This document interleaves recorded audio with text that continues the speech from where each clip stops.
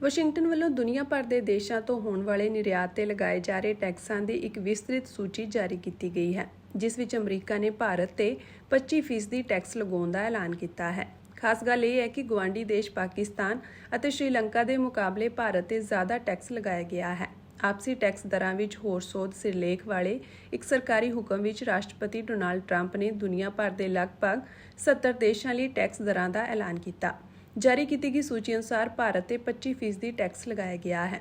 Tax ਲਾਗੂ ਕਰਨ ਦੀ ਆਖਰੀ ਮਿਤੀ 1 ਅਗਸਤ ਸੀ, ਪਰ ਨਵੀਆਂ ਟੈਕਸ ਦਰਾਂ 7 ਅਗਸਤ ਤੋਂ ਲਾਗੂ ਹੋਣਗੀਆਂ।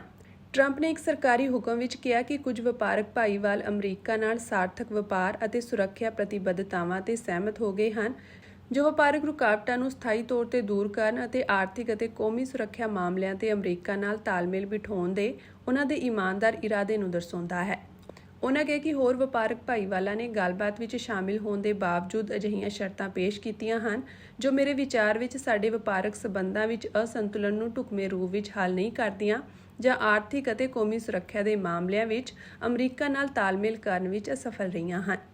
ਅਮਰੀਕਾ ਵੱਲੋਂ ਜਾਰੀ ਕੀਤੀ ਗਈ ਸੂਚੀ ਵਿੱਚ ਟੈਕਸ ਦੀ ਦਰ 10% ਤੋਂ ਲੈ ਕੇ 40% ਤੱਕ ਹੈ, ਜਿਸ ਵਿੱਚ ਜਾਪਾਨ ਤੇ 15%, ਲਾਓਸ ਅਤੇ ਮਿਆਂਮਾਰ ਤੇ 40%, ਪਾਕਿਸਤਾਨ ਤੇ 19%, ਸ਼੍ਰੀਲੰਕਾ ਤੇ 20% ਅਤੇ ਬ੍ਰਿਟੇਨ ਤੇ 10% ਟੈਕਸ ਲਗਾਇਆ ਗਿਆ ਹੈ। ਅਮਰੀਕਾ ਵੱਲੋਂ ਪਾਕਿਸਤਾਨ ਤੇ ਪਹਿਲਾਂ 29% ਟੈਕਸ ਲਗਾਇਆ ਗਿਆ ਸੀ, ਪਰ ਬਾਅਦ ਵਿੱਚ ਇਸ ਨੂੰ ਘਟਾ ਕੇ 19% ਕਰ ਦਿੱਤਾ ਗਿਆ।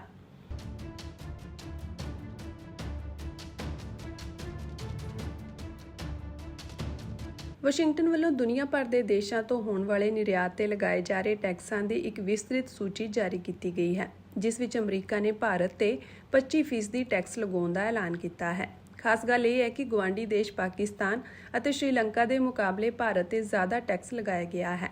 ਆਪਸੀ ਟੈਕਸ ਦਰਾਂ ਵਿੱਚ ਹੋਰ ਸੋਧ ਸਿਰਲੇਖ ਵਾਲੇ ਇੱਕ ਸਰਕਾਰੀ ਹੁਕਮ ਵਿੱਚ ਰਾਸ਼ਟਰਪਤੀ ਡੋਨਾਲਡ ਟਰੰਪ ਨੇ ਦੁਨੀਆ ਭਰ ਦੇ ਲਗਭਗ 70 ਦੇਸ਼ਾਂ ਲਈ ਟੈਕਸ ਦਰਾਂ ਦਾ ਐਲਾਨ ਕੀਤਾ।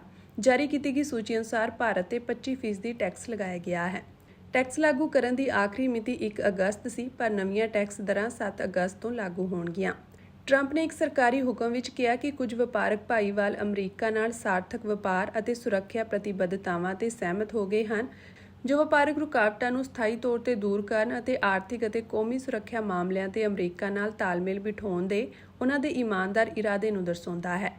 ਉਨ੍ਹਾਂ ਕਿਹਾ ਕਿ ਹੋਰ ਵਪਾਰਕ ਭਾਈਵਾਲਾਂ ਨੇ ਗੱਲਬਾਤ ਵਿੱਚ ਸ਼ਾਮਿਲ ਹੋਣ ਦੇ ਬਾਵਜੂਦ ਅਜਿਹੀਆਂ ਸ਼ਰਤਾਂ ਪੇਸ਼ ਕੀਤੀਆਂ ਹਨ, ਜੋ ਮੇਰੇ ਵਿਚਾਰ ਵਿੱਚ ਸਾਡੇ ਵਪਾਰਕ ਸਬੰਧਾਂ ਵਿੱਚ ਅਸੰਤੁਲਨ ਨੂੰ ਢੁਕਵੇਂ ਰੂਪ ਵਿੱਚ ਹੱਲ ਨਹੀਂ ਕਰਦੀਆਂ ਜਾਂ ਆਰਥਿਕ ਅਤੇ ਕੌਮੀ ਸੁਰੱਖਿਆ ਦੇ ਮਾਮਲਿਆਂ ਵਿੱਚ ਅਮਰੀਕਾ ਨਾਲ ਤਾਲਮੇਲ ਕਰਨ ਵਿੱਚ ਅਸਫਲ ਰਹੀਆਂ ਹਨ।